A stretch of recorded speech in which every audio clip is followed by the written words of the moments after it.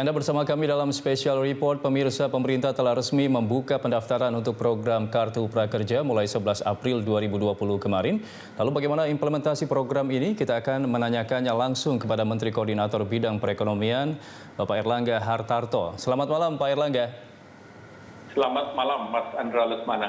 Iya, Pak Erlangga, kita tahu tadi kemarin sudah dibuka pendaftaran untuk Kartu Prakerja. Lalu bagaimana dengan antusiasme masyarakat untuk mendaftar Kartu Prakerja ini, Pak Erlangga? Jadi antusiasme masyarakat sangat luar biasa dan masyarakat mengakses website Prakerja minggu lalu saja sudah lebih dari 1,4 juta.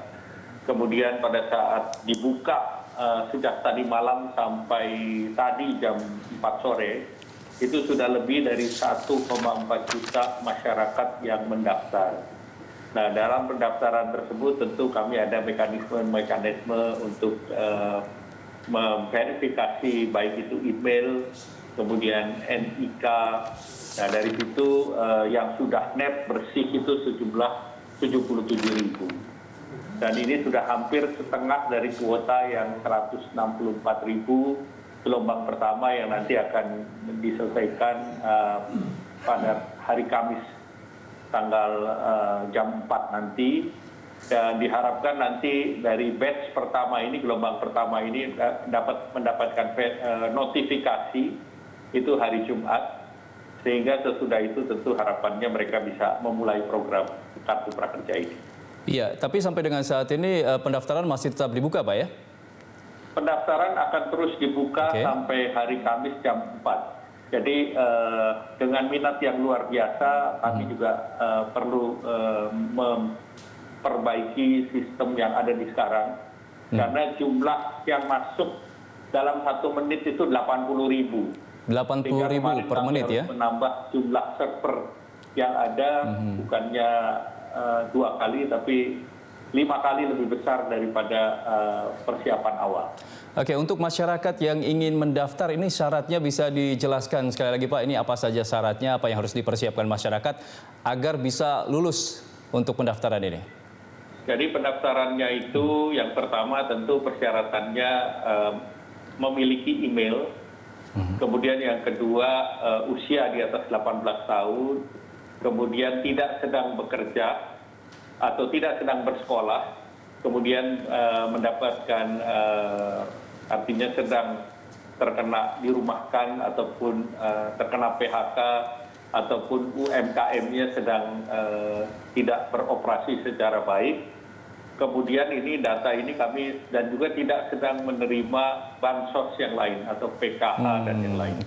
Nah, data-data ini nanti kami cross-check dengan data NIK. Nah, kalau prinsipnya adalah urutan berdasarkan aplikasi. Dan dari urutan berdasarkan aplikasi itu, apabila nanti sudah melebihi kuota yang 164.000, itu yang sudah mendaftar akan diberi notifikasi apakah ingin masuk juga ke gelombang kedua. Dan untuk gelombang kedua nanti cukup mengklik saja, tidak perlu memasukkan data seperti di awal. Nah, ini kan pendaftaran dibuka secara online, Pak ya. Nah, untuk masyarakat yang mungkin masih awam, terutama masyarakat yang ada di daerah-daerah, begitu ini bagaimana, Pak? Apakah ada pendampingan atau seperti apa sehingga mereka bisa dengan benar mendaftar? Jadi kami sudah ketemu dengan seluruh gubernur, bupati, dan wali kota se-Indonesia difasilitasi Bapak Menteri Dalam Negeri, sehingga nanti akan ada surat edaran dari Pak Menteri Dalam Negeri, di mana nanti beberapa dinas itu dijadikan sebagai pendamping untuk memfasilitasi pendaftaran apabila mereka tidak mempunyai smartphone atau masih menggunakan feature phone, bisa menggunakan desktop yang dimiliki oleh Dinas Tenaga Kerja, Dinas Pariwisata, Dinas Perindustrian, Dinas Perdagangan, dan Dinas Koperasi UKM. Jadi kelima dinas tersebut nanti dari masing-masing daerah akan mengumumkan kapan mereka akan siap untuk memfasilitasi dan melakukan pendampingan untuk pendaftaran, dan juga sekaligus di awal itu ada tempat untuk mengikuti assessment. Oke, Pak Erlangga, ini kita tahu bahwa kartu prakerja tahap pertama ini kan awalnya hanya 4 daerah. Lalu kemudian apakah ada perubahan? Ada berapa daerah yang akan menerima pendaftaran untuk kartu prakerja ini di tahap awal ini, Pak? Karena pendaftaran sekarang sifatnya online atau daring, ini menjadi berbeda karena semula pelatihannya di 4 kota itu direncanakan tidak hanya online tetapi offline. Tetapi karena sekarang sifatnya sudah menjadi bagian daripada jaring pengaman sosial untuk mereka yang terkena PHK atau dirumahkan, maka ini terbuka untuk seluruh daerah. Dan pelatihan yang dilakukan adalah pelatihan secara online. Jadi dari pendaftaran kami lihat dari kota-kota Jakarta, Bandung, Medan, Makassar, dan Palembang itu sudah mulai masuk. Yang paling banyak saat ini sudah mendaftar ini dari kota mana, Pak? Jakarta dan Jawa Barat. Jakarta dan Jawa Barat ya. Apakah memang banyak daerah-daerah ini yang memang terdampak dengan virus corona sehingga banyaknya PHK atau seperti apa? Kalau dari analisa. Jadi kami melihat bahwa ini memang aksesnya yang sudah banyak menggunakan aplikasi itu di kota-kota besar. Jadi Jakarta, Bandung, Medan, Makassar, dan Palembang. Dan tentunya juga karena PSBB itu sekarang di Jakarta dan masuk hari Rabu besok di Bodetabeknya. Jadi mungkin itu yang mendorong mereka mengakses kartu prakerja ini. Oke, Pak Erlangga, untuk tahap seleksinya ini seperti apa sehingga masyarakat juga bisa siap-siap apa yang harus dipelajari, apa yang harus mereka siapkan agar bisa lulus dari seleksi kartu prakerja, Pak? Kalau asesmen pertama terkait dengan motivasi sifatnya general saja, jadi sesuatu yang klasik, jadi tidak tingkat kesulitannya rendah. Kemudian juga nanti tingkat pelatihannya juga ada beberapa program seperti bagaimana mengelola katakanlah warung kopi, kemudian bagaimana basis untuk membuat jualan online, kemudian ada yang terkait dengan pembukuan sederhana. Nah itu semua tersedia di mitra-mitra kartu prakerja ini. Untuk pelatihannya nanti ini kan lebih ke pelatihan daring, Pak ya? Seperti apa nanti pelatihan mekanisme? Terbuka.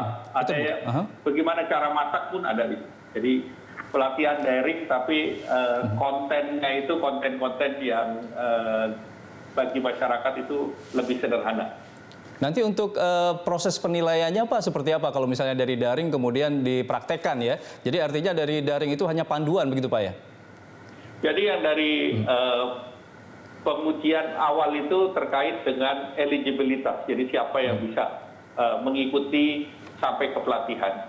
Sesudah pelatihan tidak ada ujiannya. Jadi ikut pelatihan, kemudian selesai pelatihan cukup.